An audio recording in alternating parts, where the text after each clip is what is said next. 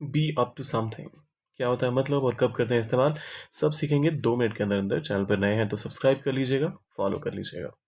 देखिए, सबसे पहली चीज़, किसी चीज़ के लायक होना। उस केस में भी आप बी अप टू का इस्तेमाल करते हैं। क्या कर रहे हो जब आप ये जानना चाहते हैं, तब भी आप बी अप टू समथिंग का इस्तेमाल करते हैं।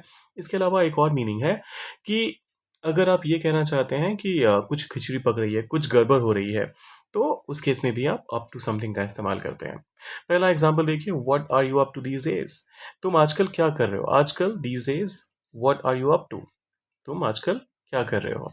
ही is not up to the task. यहाँ पर दूसरा मीनिंग आ गया लायक होना। तो वो इस काम के लायक नहीं है, वो इस टास्क कर पाने के लायक नहीं है, उसमें वो क्षमता नहीं है, काबिलियत नहीं है। She must be up to something. वो कुछ ना कुछ, sorry, she must be up to something. So वो कुछ ना कुछ तो खिचड़ी जरूर पका रही है, कुछ ना कुछ गड़बड़ कर रही है। तो देखिए, जब कभी भी इस तरीके से फ्रेजिंग होगी, she is up to something, तो इस केस में हमेशा आप एक नेगेटिव सेंस लेकर ही चलिए, जिसका मतलब होता है कि कुछ गड़बड़ करने वाली है, कुछ खिचड़ी पका रही है, या तो कुछ तो ऐसा है जो बाकी लोगों के लिए शायद उतना अच्छा नहीं है। I am not up to going out tonight. मैं आज बाहर जाने के लायक नहीं हूँ, मेरी आज बाहर जाने की हिम्मत नहीं है, या फिर मैं थका हुआ हूँ, जो भी रीज़न है, लेकिन आज मैं बाहर जाने के मूड में बिल्कुल भी नहीं हूँ। They are up to no good.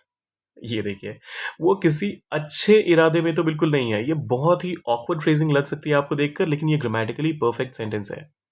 तो दे आर अप टू, वो कुछ तो कर रहे हैं, नो गुड, लेकिन जो वो कुछ भी कर रहे हैं ना, वो सही नहीं है। ये वाला मीनिंग है, अच्छा नहीं कर रहा है। तो ये तो है भाई, अप टू का इतना सारा मीनिंग हो गया।